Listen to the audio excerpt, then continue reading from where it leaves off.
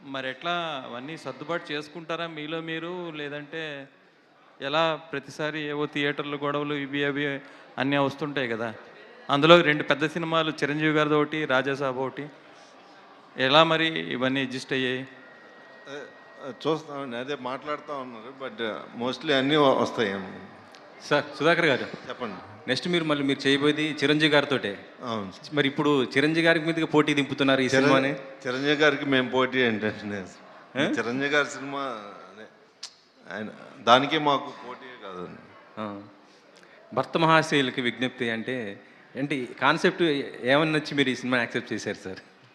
ఆ, అంటే చాలా రోజుల తర్వాత అంటే నేను కిషోర్ తోటి ఇంత ముందు కూడా చేసాము.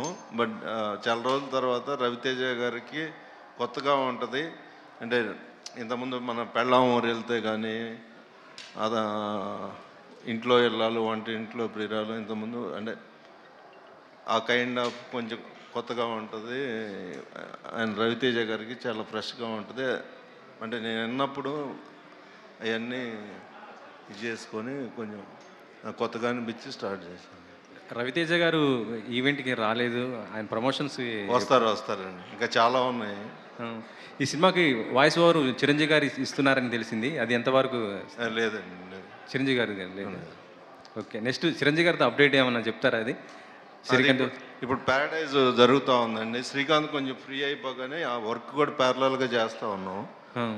మేబీ నెక్స్ట్ ఇయర్ మిడ్లో నుంచి స్టార్ట్ అవుతుంది. Thank you sir. ప్రొడ్యూసర్ గారు, కిషోర్ గారు. సార్ ఇది ఈ సినిమా ఒప్పుకునేటప్పుడే హీరో గారు సంక్రాంతికి తప్పకుండా రావాల్సిందే అనే కండిషన్ మీద స్టార్ట్ చేశారంట. అవును సార్, అలాగే. ఏంటి సార్ అంత బలంగా కండిషన్ పెట్టి మరి? అంటే ఎనీ సంక్రాంతి కొంచెం ఎంటర్టైన్మెంట్లు అన్నీ వర్కౌట్ అవుతున్నాయి కదా, అందుకని సంక్రాంతికి వద్దాం ఈసారి అని చెప్పి